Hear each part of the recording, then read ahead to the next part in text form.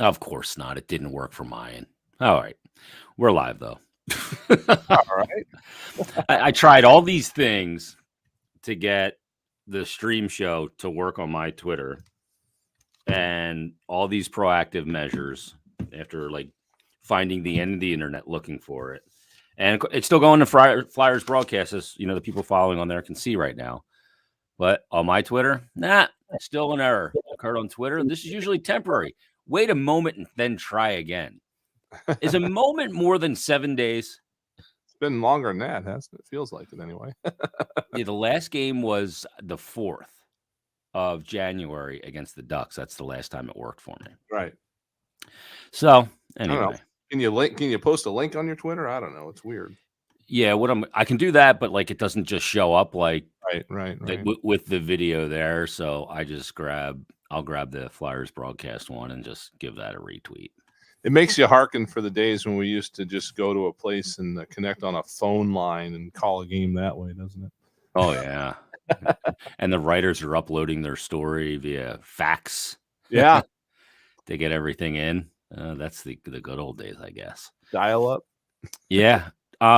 Is this weird? Like, does it feel like an eternity again since a game's been played? It was only one game postponed. Yeah, and it really it's been less than a week. Yeah, it was Saturday. We had a game. It's just one of those things that you're not used to having 5-day breaks in the season, and when you're not expecting to have a 5-day break in the season,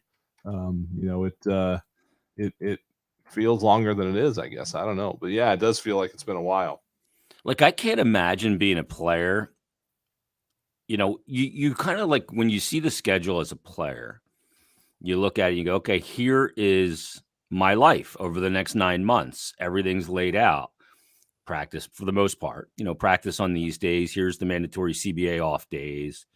And there's some things that change. And if you have an injury or COVID protocol, whatever, yeah, you might be out for a period of time or you're in quarantine, like Drew was in his basement 2 weeks ago or a week and a half ago. Mm-hmm. And now, and you're preparing for a game, like they're preparing to play Tuesday night and they find out, from what I understand, Chuck found out, Monday night at 10 o'clock, basically not long before we found out that that game was postponed on Tuesday. Yeah, it was very late and very last minute, and we're honestly still not 100% sure why it happened. It was a favor, though, I'll tell you that. I mean, they could have used the favor a week prior. Right. That was to not play Carolina, right, on Tuesday night, and then to get the amount of players that you got back subsequently for practice on Tuesday and then yesterday. You got a much different looking lineup all of a sudden. Right. Yeah. And it's drastic really when you look at it. I mean, what the Flyers played those games without, it just, it didn't feel, I don't know. I'm sure eventually it did feel like you're missing a lot of guys, but because they trickled off a few at a time, all of a sudden it's like, how'd this happen? And then bang, they're all back tonight except for Ristolainen. So, it's a drastically better lineup than it was, last Saturday. I talked about this on Flyers Daily, and for Risto, it is a little concerning because I don't know if you remember when he had COVID last year with Buffalo, Bri. I remember reading a translated article from Finland, and he talked about his COVID case. Right. Like they had, I forget what the strain was with alpha, beta, I don't know. But they had that new, very potent strain that really, caused a lot of problems last winter, and he had that in the beginning of it. Right. And he was so bad that when he said that when he went to bed at night, he wasn't sure if he was going to wake up in the morning. He couldn't get up a flight of stairs. And we're talking about a physical fitness freak in the prime of his athletic career. Mm-hmm. And it debilitated him like that. I'm sure it's got to be a little nerve-wracking for him. I would imagine for him, yeah. And I don't know. I have absolutely no clue what that means as far as having it the second time around. But I mean, we don't know if he's asymptomatic this time or what. Yeah. If I'm recalling correctly, I believe out of all the NHLers who did get it in the first wave, that he had it the worst of anybody, didn't he? As far as I'm aware, anyway. Symptom-wise, yeah. One other guy that had some real bad symptoms. I don't know. Somebody in Vancouver, I want to say. Yeah, something like that. Yeah. I just don't remember exactly who it was, but yeah, I mean, I'm sure that it's got to be a little bit nerve-wracking on his part. Now, granted, you've got a lot of other protections that you've had since then. But Yep. if you've gone through it to that degree, I'm sure that you don't want to go through it again. Yeah, I mean, it's just got to be nerve-wracking, right? And Mhm. Mike Yo, I think it was the one who talked about it the other day, saying that everybody is vaxxed, on the hockey side, and players and coaches and staff, and boosted. So that's a good thing. And, we heard Ivan Provorov kind of echo what Carter Hart said maybe a week or 10 days prior, because Provy lost a 403 game streak Right. to start his career, mind you. And, he had no symptoms. And he's like, this has got to change. We don't, before COVID, when the other team had the flu, we did not play the game, or those players didn't not play. And the flu goes through an NHL locker room probably 2 times minimum a season every year. Yeah, Usually, definitely. right? And you have those times when you end up with guys going through it so quickly that you've got equipment managers disinfecting the locker room, and they're bleaching all the equipment and everything. I mean, it happens a couple of times a year. It's just it's and again, I'm a complete armchair at this, but it's just, to me, it's a matter of everybody attacking this wave the way they did the first 4 waves or 2 waves or whatever it's been, and then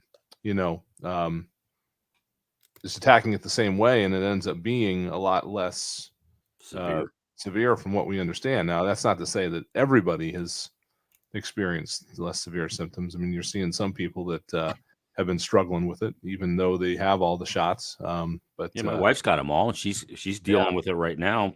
2 right. floors away from me, Yeah, and she's got symptoms. She so thinks she has Delta.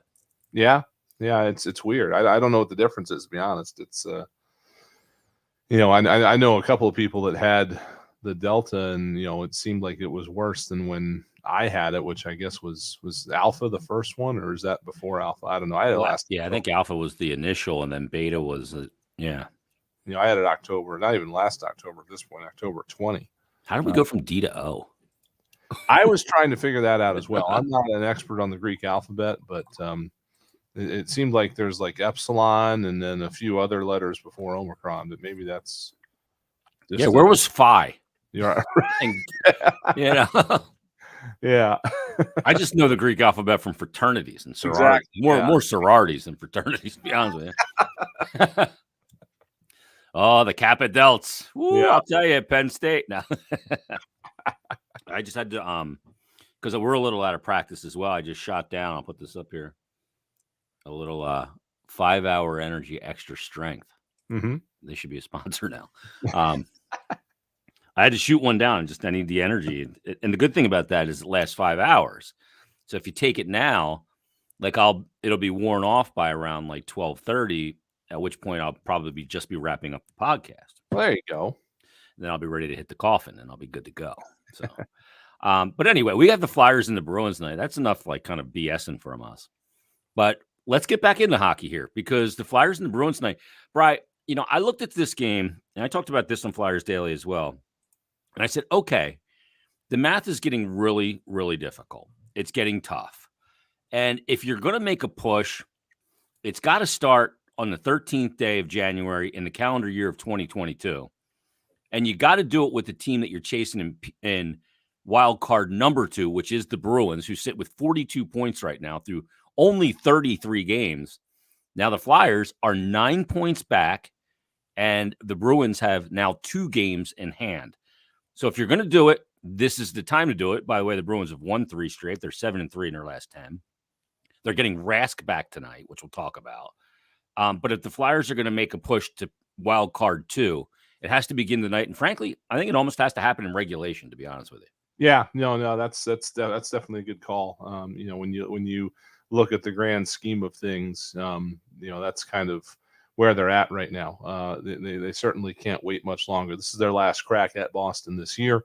They're going to start down a road here pretty soon where, they've got a couple of tough opponents here before it starts getting a little bit easier again toward the end of January. So they got to, they're at a point here pretty soon where they got to start playing like 600, 650 hockey or better to crawl back into this. Now, Yeah, that's tough.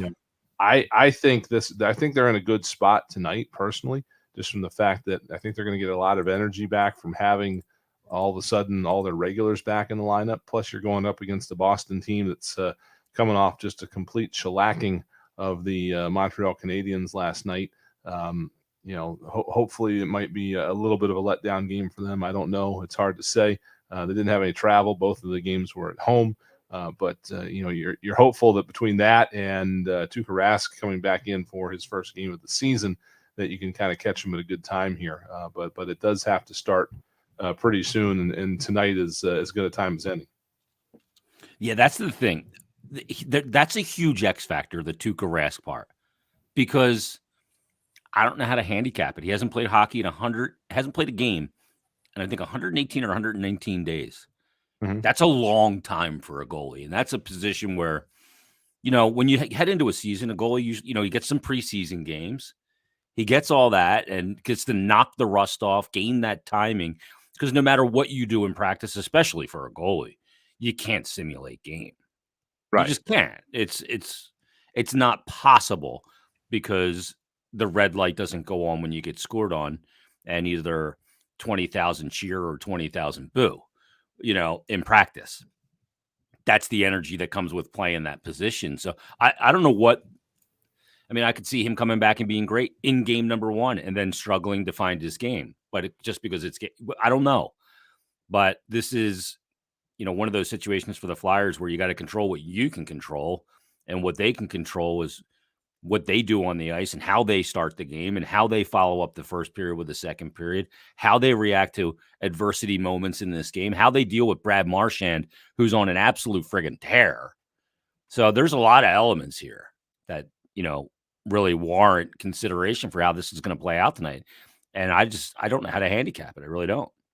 Yeah, it's hard to handicap anything these days, just with the way things are, just really tough to anticipate what's coming down the pike next.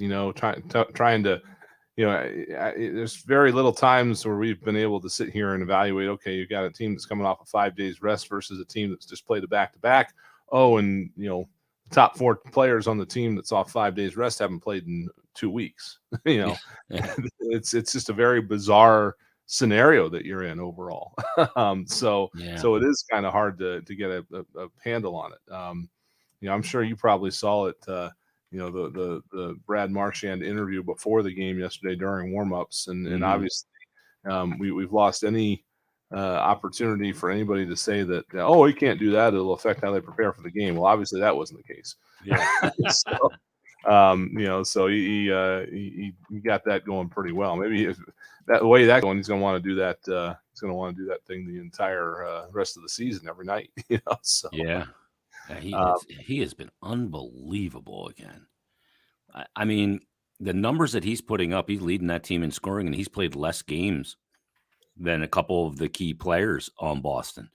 But when you look at this Eastern Conference, Bri, you mentioned the Flyers that play like 650 hockey the rest of the way. Now there's 8 teams in the conference that are playing north of 600 hockey on the season. Florida 736, Tampa just under at 697. This is points percentage. 758 for Carolina, 676 for the Rangers, 700. Why is this not sorting in order? I want this sorted by points percentage. That's probably sorted by just overall points at the moment. Yeah, it was. Okay, so I'm sorry. Carolina's tops at 758, Florida 736, Toronto 700, Tampa 697. I mean, Tampa is the 4th place team in the division at 697 in the conference. I mean, the Rangers at 676, Pittsburgh at 671, Caps at 662, and then Boston at 636, and then Detroit is at 500. The Flyers right now at 0.471 points per game through 35 games. So it's going to be tough. It's certainly going to be tough. And you look at those top 8 teams, they're leaps and bounds ahead. Now, the good news is there's only Columbus and Detroit between the Flyers and Boston. So it's not like you got to leapfrog a lot of teams or teams that you think can hang in it. But the time is tonight is the point I'm trying to make. This is it. This is the yes or get off the pot, whatever you want to say. That's what this game is tonight to me. So Yeah, they've waited long enough, right? And again, we keep talking about these teams in the past that have gone on these tears to come back from way down in the standings or last or whatever. But all the teams that have done that have started now or earlier. yeah, Granted, this is a bit of a strange year. There's more hockey to be played from here on out than in a typical year. Flyers still haven't even reached the halfway point yet. They've got when you look at the games that they have to reschedule, they've got I'm trying to it really screws with me when they cancel one game and just replace it with another. So it's Detroit that they still have to play, and then Pittsburgh and Washington. So they've got a couple of really formidable divisional opponents there. Plus the Red Wings have not been as bad as they have been in previous years. So they've got a little bit of a tall hill to climb with those. But we would assume that those are going to be sprinkled in along with Carolina, for that matter. yeah. During the what was the Olympic break. So hopefully they'll have a little bit of time to deal with that. But again, coming out of what was going to be the Olympic break, I mean, things are pretty compressed in March and April, and you're not going to have a lot of time to work on things. So you just kind of hope that Mike Yeo has been able to take care of some things here during this time off where, Flyers did not play, but they didn't have to shut down. They were able to practice. So hopefully there's been some things done in the last 5 days that, that will translate well into a game like tonight. Just little things that you wanted to work on, things you wanted to tweak, things you wanted to change. At least they're going into this game. Obviously it's not exactly pairings and lines that have necessarily played together, but at least they've had some time to work together as opposed to all this like cropping up the morning of a game and all of a sudden you got to shuffle all your lines and stuff. It's not the ideal situation. So I'm hopeful that will help a little bit tonight. Yeah, I'm gonna give you the lines from practice yesterday. I'm assuming they're gonna hold up for the game today, for Mike Yo's his decisions for the Philadelphia Flyers. But before we get to, we'll do that when we join our radio audience. But Mike Yeo said today in advance of this game, he said, quote, "It's not like we practiced all week for the Boston Bruins. We practiced to build habits into our game. Now we have a chance to put some of those things into our work." And I think that's real important. And that's again too, that's the that habit thing has been a big part of his mantra as of late. When the Flyers went up against Pittsburgh with half of the Phantoms, the thought was, all right, well, he literally said he was not kidding when he was legitimately excited to see what that roster could do against Pittsburgh. And he said that it went well for a while, but then some bad habits start to creep back in. And again, we talked about it back when that run there from Seattle to San Jose, how in the San Jose game you saw some tired mistakes and things like that can crop up when you are playing not necessarily tired, but definitely with a lineup that's less caliber than the opponent you're playing.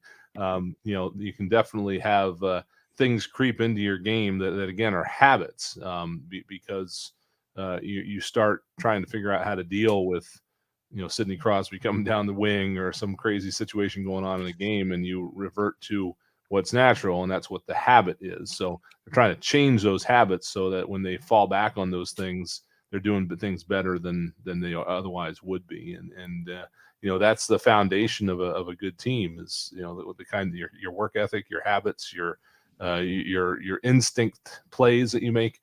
Those are the things he's trying to establish there.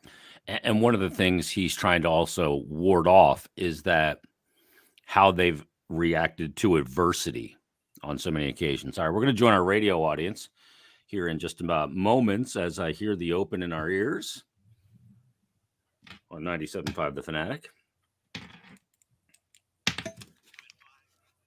That's right. It is the Flyers pregame show. Flyers Bruins at the top of the hour with Tim Saunders and Steve Coates.